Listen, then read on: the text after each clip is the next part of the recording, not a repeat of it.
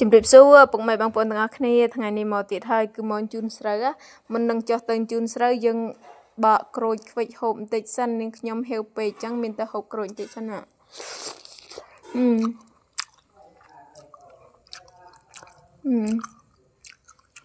ក្រូចនឹងឆ្ងាញ់ណាបងប្អូន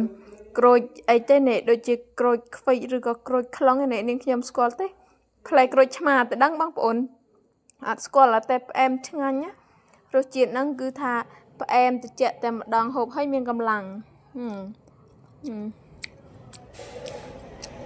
ក្រោយពីហូបរួចហើយនាងខ្ញុំបន្តទៅជូនស្រូវបន្តទៀតជូន2ថ្ងៃហើយបងប្អូនជូនអត់ហើយទេដោយសារតែយើងជូននឹងជើងក៏យន់ជល់អត់រួចទឹកស្រែច្រើនពេកលងមានតែទូលនឹងក្បាលយកមកទុកទៅធ្វើមិនទេយើងអ្នកស្រែ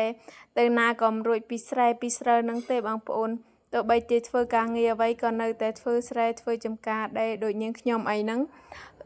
ខំកិច្ចពីស្រែពីចំការតែកិច្ចមិនរួចទេពេលទំនេរបន្តិចហ្នឹងឆ្លៀតមកជូនស្រូវយើងទុកអត់បានយូរទេក្តាំហ្នឹងកាលណាទៅទុកយូរហ្នឹងស្រូវរបស់យើងអត់សូវល្អហើយគ្រាប់ក៏អត់សូវឆ្ងាញ់ណាបងប្អូនមានតែយើងជូនទុកតាមភ្លឺស្រែបន្ទាប់មកទៀតបានជូនយកទៅបោកនៅខាងភូមិរបស់នាងខ្ញុំហ្នឹងនៅជូនដៃនៅឡើយទេមិនទាន់មានម៉ាស៊ីនច្រូតទេដោយសារតែម៉ាស៊ីនច្រូតហ្នឹងគេអត់ចូលមកអញ្ចឹងមានតែជូននឹងដៃច្រូតនៅដៃធម្មតាទៅហត់បងប្អូនដល់ពេលយើងធ្វើអញ្ចឹងហត់អត់សូវមានពេលទំនេរអត់សូវមានពេលសម្រាកហត់នឿយអត់ដូចច្រូតនៅម៉ាស៊ីនទេច្រូតនៅម៉ាស៊ីនដូចនាងខ្ញុំឃើញនៅតាមភូមិរបស់គេច្រូតនៅម៉ាស៊ីនគឺលឿនចាំតែហាលគ្រាប់យកតែម្ដងហើយថ្ងៃនេះមានជំនួយការ2នាក់មកបានជាគ្នាជាមួយនឹងម៉ាក់កុំអុយម៉ាក់ដើរតែឯងកូនរបស់នាងខ្ញុំចេះមែនតែនឃើញម៉ាក់ហាត់អីហ្នឹងគឺដឹងតែពីចង់ជួយតែម្ដងជួយធ្វើនេះជួយធ្វើនោះគាត់តូចមែនប៉ុន្តែនិយាយពីទឹកចិត្តកតញ្ញូរបស់គាត់គឺថាធំធេងមែនតែនឲ្យតែឃើញម៉ាក់ហត់ម៉ាក់ធ្វើនេះហត់នោះហត់ម៉ាក់មិនបាច់ទេចាំខ្ញុំជួយដូចជូនកណ្ដាប់អីហ្នឹងនាងខ្ញុំជូនឲ្យ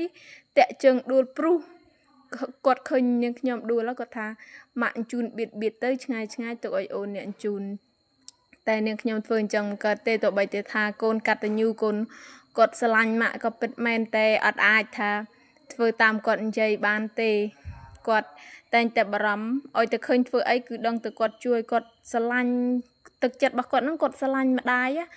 គាត់កតញ្ញូគាត់បានអីក៏ទុកឲ្យម្ដាយដែរពិសេសឃើញម្ដាយហត់ហ្នឹងគឺដឹងតែចង់ជួយធ្វើនេះធ្វើនោះនាងខ្ញុំមកហ្នឹង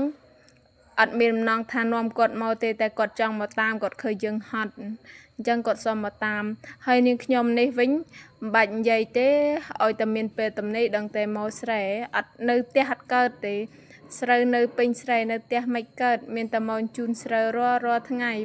យើងធ្វើស្រែធ្វើចំការវិលជុំអញ្ចឹងឯងបងប្អូនដល់រដូវធ្វើចំការដល់រដូវធ្វើស្រែតែស្រួលមួយយ៉ាងបងប្អូនយើងរស់នៅអត់សូវមានកង្វល់ទេយើងនៅស្រែរស់នៅអត់សូវមានកង្វល់អត់សូវដូចថាគិតរឿងអត់បាយហូបអត់កន្លែងស្នាក់នៅបង់ថ្លៃទឹកថ្លៃភ្លើងថ្លៃផ្ទះអីទេយើងមានផ្ទះនៅជាខ្លួនឯងមានបាយហូបជាខ្លួនឯងទោះបីជាយើងមិនសូវមានលុយចាយតែយើងក៏អាចរស់បានណាដោយសារតែយើងមានបាយហូបមានកន្លែងស្នាក់នៅមានទឹកហូបប្រើប្រាស់អីខ្លួនឯងទៅគឺម្នាក់ម្យ៉ាងទេ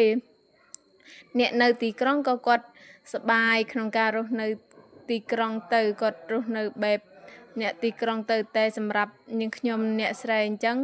គឺពេញចិត្តនៅរស់នៅតាមស្រែអញ្ចឹងឯងបងប្អូនបើអុយទៅរស់នៅទីក្រុងក៏មិនចេះនៅទេមិនដឹងមនុស្សស្អីខុសគេទេទៅពេញមួយថ្ងៃពីរថ្ងៃបានអុយទៅដល់ថ្ងៃមកផ្ទះវិញទេព្រោះអត់ចេះនៅក្រុងអត់ដឹងកើតអីទេតាំងពីដើមមកគឺអុយតែមនុស្សច្រើនណែនអីអញ្ចឹងនាងខ្ញុំមានអារម្មណ៍ថាថប់អត់ចេះរស់នៅតែម្ដងបើបាននៅស្រែអញ្ចឹងហត់ក៏ព្រមដែរបងប្អូនសប្បាយមានខ្យល់អាកាសបរិសុទ្ធលហៀពិសេសពេលនៅស្រែអញ្ចឹងទៀតបានបាយថ្ងៃនៅស្រែទៀតឆ្ងាញ់មែនតែនបានជួយធ្វើស្រែធ្វើចំការឪពុកម្ដាយអញ្ចឹងគឺសប្បាយចិត្តមែនតែននេះខ្ញុំនឹងមិនសូវបានជួយគាត់ទេបងប្អូនជួយខ្លះពេលទំនេរតែមិនសូវបានជួយញឹកញាប់ដោយសារតែនឹងខ្ញុំរវល់ដែរពេលទំនេរទៅបានឆ្លៀតមកជួយគាត់ហើយពេលបានមកស្រែមកចំការអញ្ចឹងគឺថាសប្បាយចិត្តមែនតែនមានក្តីសុខបងប្អូន អត់ដែលមានអារម្មណ៍ថាអូខ្ជិលឬក៏ហត់អីគឺអត់តែម្ដងដោយសារតែនាងខ្ញុំធំឡើងជាមួយនឹងការងារស្រែចម្ការអញ្ចឹង